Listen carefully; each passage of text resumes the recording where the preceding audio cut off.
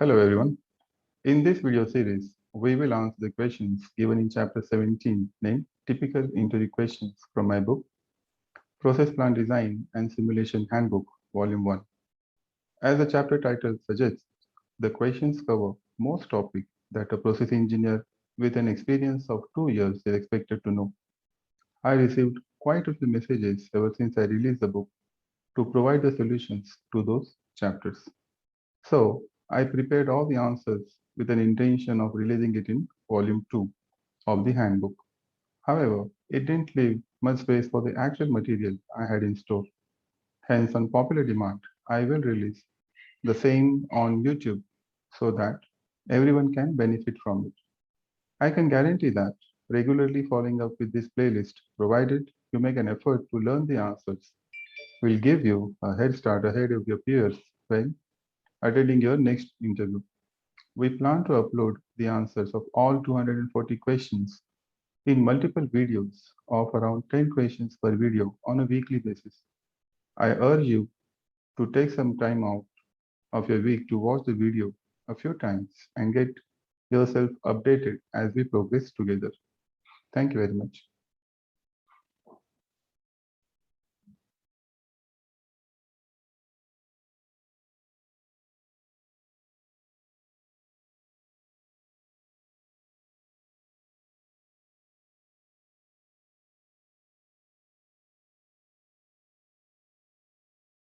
Please introduce yourself. Hello, my name is Vijay. It's a pleasure to meet you. I am a process engineer with over 2 years of experience in this field, having completed my bachelor's degree, B.Tech, from Delhi University with distinction. What is your present job profile? I have over 2 years of experience as a process engineer. I handle projects which include process simulation, preparation of process deliverables like simulation report, process dossier, P&ID, PFD, line list, equipment list, cause and effect matrix, operating and control philosophy. My job also includes the analysis and efficiency checks of existing processes, and simulation of ideas that would increase product yield in an economically feasible manner, without compromising quality.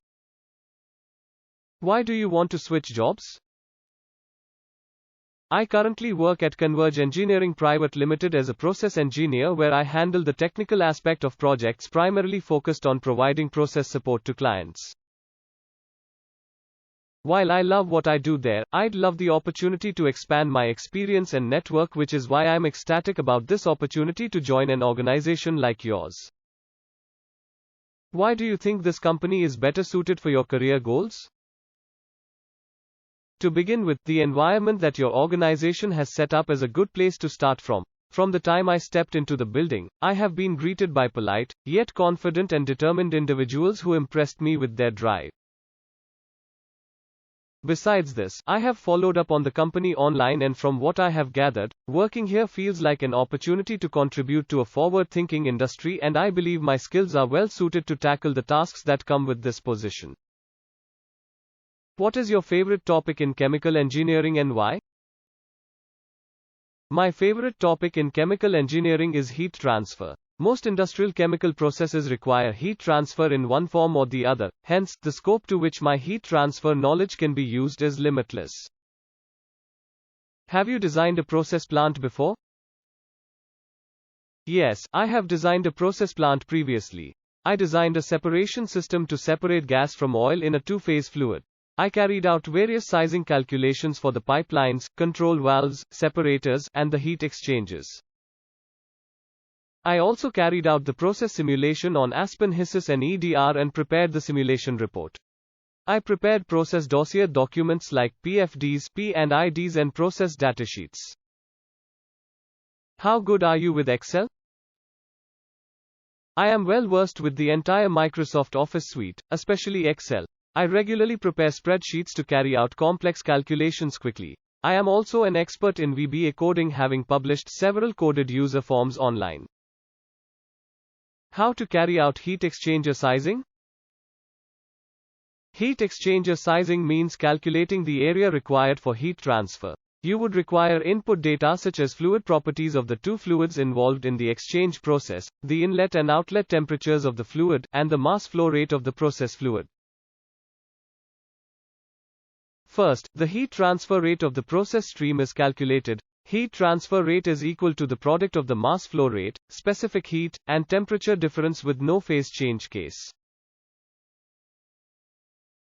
Since heat transfer between the two streams is equal, we can use the same equation to calculate the required mass flow rate for the utility stream. LMTD is calculated next, using the inlet and outlet temperatures of the hot and cold streams. HI and HO is obtained by first calculating the Nusselt number for both streams individually using the Dittus-Boelter equation. Clean overall heat transfer coefficient, UC, can then be calculated using the obtained HI and HO values. Taking fouling resistance into consideration, UD, a design overall heat transfer coefficient, is calculated. Finally, heat transfer area can be calculated using the relation that equates heat transfer rate with the product of heat transfer coefficient, heat transfer area, and LMTD, where all values are now available except area. What do you mean by pump hydraulic power? The theoretical power required by the pump to drive the fluid to provide the differential head of the desired flow rate is termed the hydraulic power of the pump. What is NPSH available?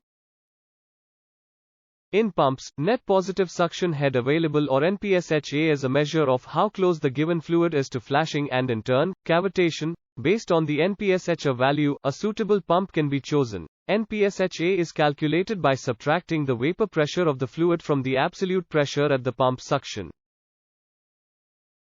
One has to ensure that NPSHA minus NPSHR is at least 1 meter liquid column. Explain the control valve sizing procedure. To size control valves, you would primarily require input data like the fluid flow rate as well as the required pressure drop. Besides this, other fluid properties such as density and viscosity are also required at the control valve inlet. After all this data is collected, the CV value of the valve can be calculated as per the procedure in the engineering standard ISA 75.01.01. If the project in hand is still in the FEED stage, control valve size can be estimated using the rule of thumb, which is CV is equal to 10 times the square of the diameter. If it is a detailed engineering stage project and vendor data is available, then one can refer vendor control valve catalog for valve selection. What is cavitation in control valves?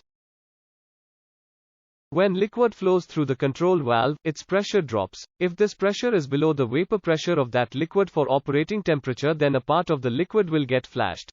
After liquid recovers the pressure and the value is more than vapor pressure at operating temperature, then vapor gets collapsed. This implosion is called cavitation. If this happens close to the valve wall, then it causes valve damage. Cavitation results in a rough surface due to pitting. What are the different standards used in the process industry? Process engineers make use of a large number of standards. Some of the more relevant engineering standards that I have come across in my prior experience are API 14 East, which I used to obtain different line sizing criteria, and ISA 75.01.01, which provided me with the sizing procedure for control valves. For sizing and selection of PSVs, I have made use of multiple standards, namely, API 520 Part 1, which provided me with the sizing and selection of PSVs, API 520 Part 2, which gave me an idea of the installation of the selected PSVs, API 521, which listed out depressuring procedures, and API 526, which provided me with data like industry orifice designation. I have taken the help of ISO 5167-2 to size orifice plates. API 12J is used to design oil and gas separators. API 2000 can be used to obtain criteria for atmospheric venting for storage tanks.